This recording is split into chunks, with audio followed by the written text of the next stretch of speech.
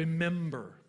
Now, in the biblical usage, the word remember is not meaning to simply recall information.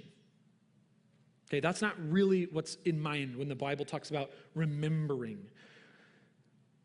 Rather, it really means taking action on something that's already known. Okay? So let me give you an example. This word's often used of God. Like God routinely remembers things in the Bible. Now then the question obviously, does God forget things? God's like, oh yeah, like I had totally forgotten about that, but that's not what's going on at all. So for example, in Genesis chapter 8, by the way, what we're doing after Ecclesiastes is going back to Genesis, just so you know. Genesis chapter 4 next week. Genesis chapter 8, verse 1, it says, God remembered Noah and all the beasts and all the livestock that were with him on the ark, and God made the wind blow over the earth and the waters subsided. So had God forgotten that the earth was flooded?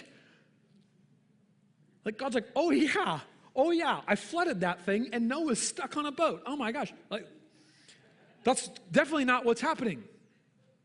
So what does it mean when it says that God remembered Noah? What it means is that God is going to now act in the present according to purposes that he's already set forth earlier. This is routinely used of God.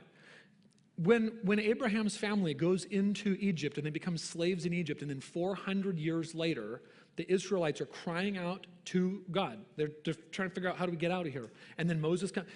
The Bible says that God remembered Israel in Egypt. Now, what does that mean?